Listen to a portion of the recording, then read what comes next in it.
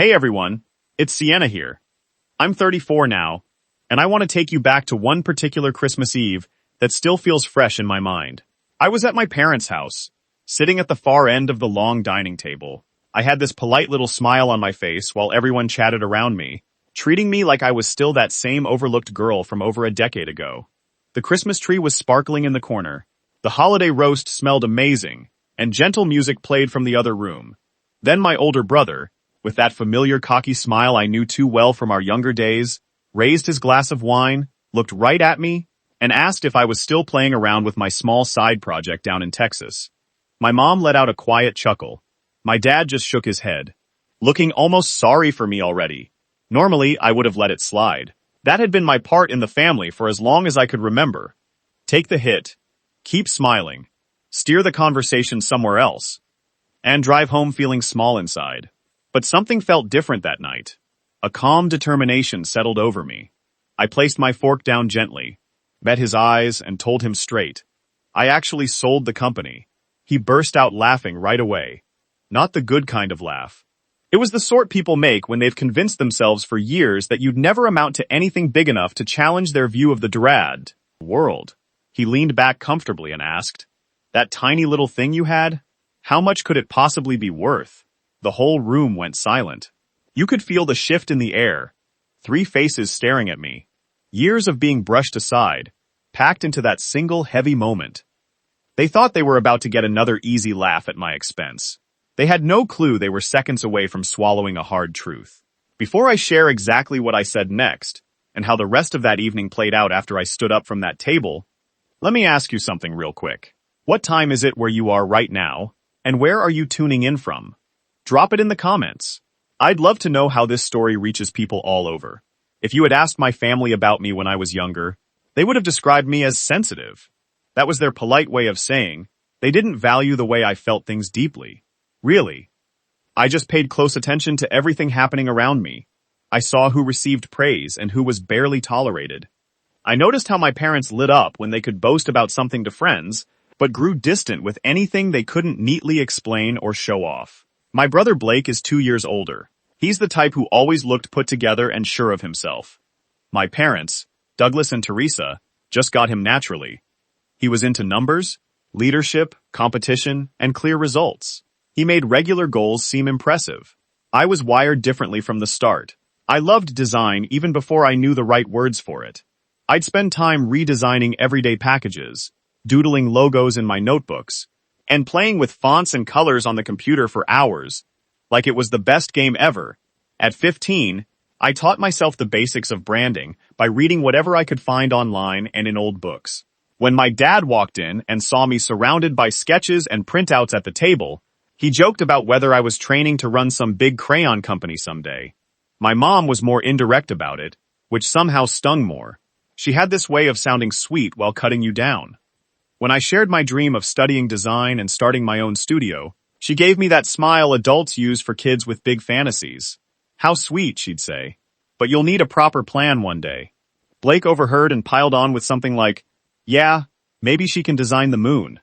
Everyone laughed, and I laughed along too, because pushing back just made things worse. But those moments stayed with me. Humiliation doesn't just disappear when people move on.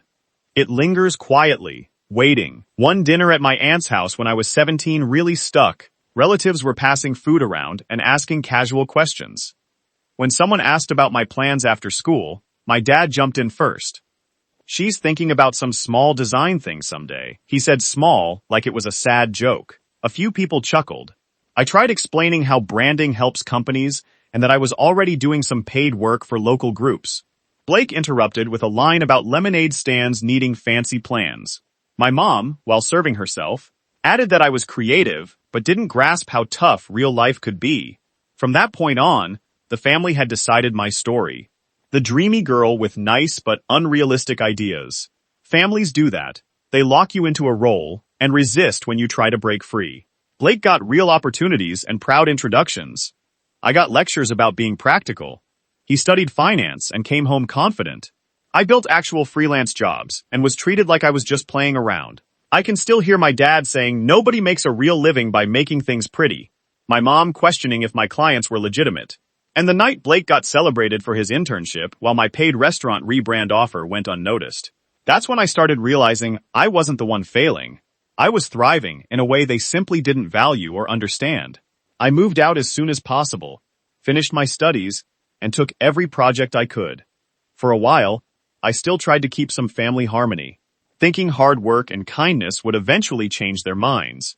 But the comments only grew sharper. My dad would ask if my creative hobby paid the bills yet. My mom told others I was exploring. Blake called everything I did cute, which felt worse than outright criticism, because it made my efforts seem trivial. The breaking point came at 23 during a backyard gathering. I mentioned moving to Austin to grow my work seriously. My dad laughed loudly and said maybe failing far away would be a good lesson. My mom warned me not to call for help when it fell apart. Blake toasted to my future money problems. I stood there with my plate, realizing I had to create real distance, or their words would slowly shrink my dreams until I believed them. So I left quietly, packed my things, drove to Austin, and focused on building something solid. The phone calls became less frequent, and they didn't really reach out. They preferred silence over facing discomfort. Years went by. I heard through others that Blake was succeeding, and my parents were thrilled. No one asked about my path or said sorry.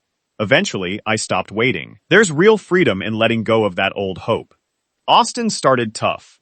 Hot days, constant worries, tight budgets, and basic furniture. I lived in a small place above a busy coffee shop and worked from a cramped old desk. I accepted nearly every job that came my way. Packaging for new brands, updating images for wellness pros, helping with websites, menus, pitches, and more. I told clients I focused on clear, heartfelt branding. Inside, I was still figuring out if this could truly become a stable business. The money stress was real, but the deeper challenge was shaking off the old family doubts I'd carried along. A lost client would echo my dad's warnings. Revisions made me hear Blake's jabs. Tight finances brought back my mom's cautions. Leaving home is one thing physically. Clearing those voices from your head takes much longer. There were tough nights questioning if they had seen something true about me. About 3 years in, a major client got bought out, and the new owners dropped outside partners fast. I lost almost half my income overnight.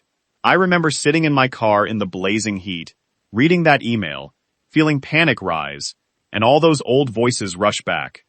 For a moment, it felt like my family was right there watching me crumble. But their doubt had actually sharpened me. Instead of quitting, I got precise. I reviewed every number, trimmed expenses, reached out to new leads late into the night, and pushed through weeks of intense effort. It was messy and tiring, but it paid off. New clients came, then bigger ones, and referrals started flowing.